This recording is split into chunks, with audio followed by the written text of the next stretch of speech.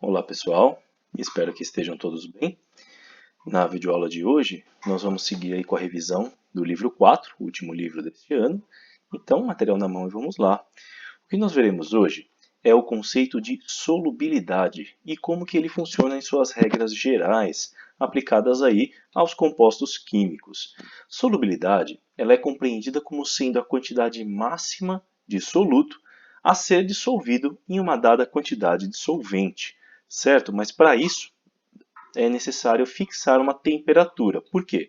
A solubilidade também varia com a temperatura, ou seja, se você consegue dissolver no máximo uma certa quantidade de sal em 100 ml de água, você conseguirá dissolver mais do que essa quantidade se a temperatura estiver mais elevada. Ok, gente? Portanto, depende da temperatura.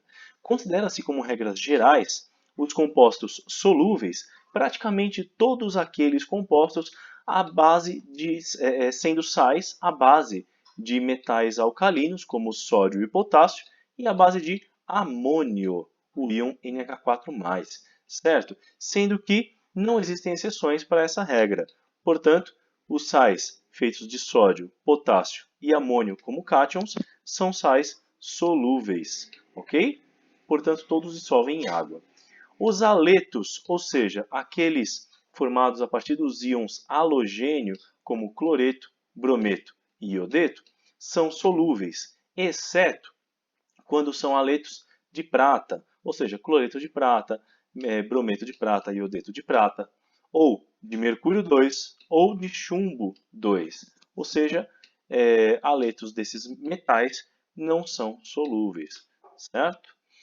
Fluoretos, em geral, são solúveis. As exceções são os fluoretos dos metais do grupo 2, como magnésio, cálcio, estrôncio e bário, e o chumbo 2. Beleza? São compostos solúveis também os sais de nitrato, clorato, perclorato e sulfatos, certo?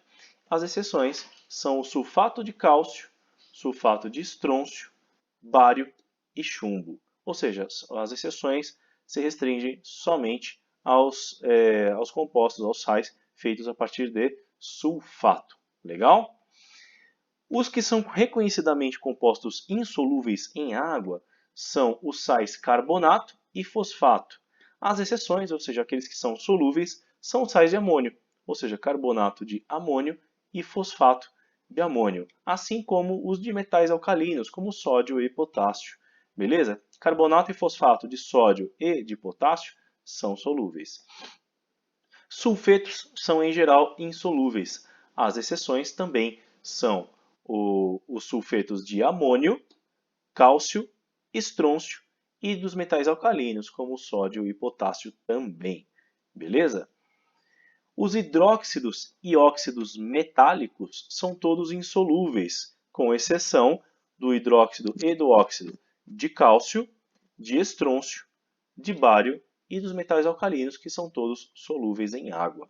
Beleza, gente? Bom, agora vamos ver o que são os óxidos. Os óxidos eles são compostos inorgânicos formados a partir do ânion oxigênio 2-. E eles podem ser classificados como iônicos ou como covalentes.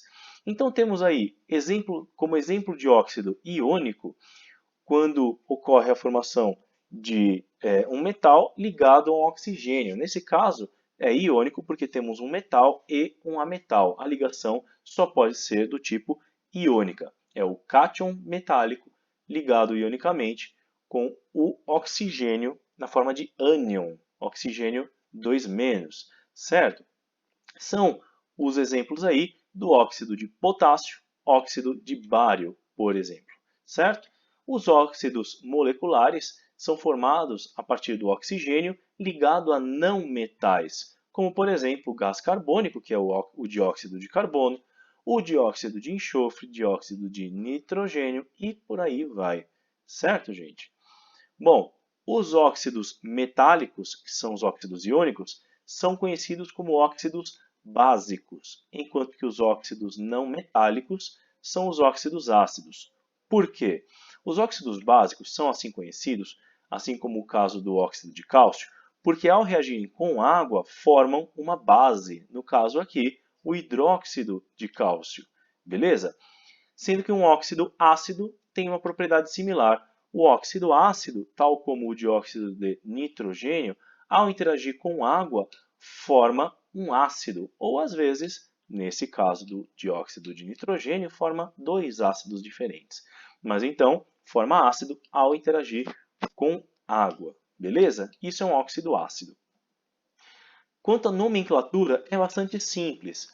No caso de óxidos iônicos feitos a partir de um metal, o nome é óxido de e o nome do metal. Como, por exemplo, no caso do ferro, nós temos duas espécies de ferro, ferro 2 e ferro 3, certo? Então, formando o óxido de ferro 2 e o óxido de ferro 3, beleza? Quanto aos óxidos não metálicos, o nome já pode levar um prefixo, tanto na frente do óxido quanto na frente do não metal, certo? São os casos, por exemplo, aqui, da fórmula P2O5, ou seja, um óxido de fósforo. Como tem 5 oxigênios e 2 átomos de fósforo na fórmula, nós temos aí o pentóxido, porque são 5 oxigênios, entre o prefixo pent, que significa 5, e de fósforo, porque temos 2 átomos de fósforo. Beleza? Esse é um exemplo de agente desidratante, ok? Para impedir, inclusive, a formação de mofo ou bolor. Outro exemplo é um dos óxidos de cloro, certo? No caso, o Cl2O7, temos 2 cloros e 7 oxigênios. Então, nós temos o heptóxido, porque temos 7 oxigênios, de cloro, porque temos 2 átomos de cloro na fórmula. Esse aqui é, entre outras coisas, utilizado como explosivo. Beleza, então, gente? Bom, espero que tenham entendido, espero que tenham gostado. Até a nossa próxima videoaula e que a força esteja com vocês. Valeu, pessoal, até a próxima.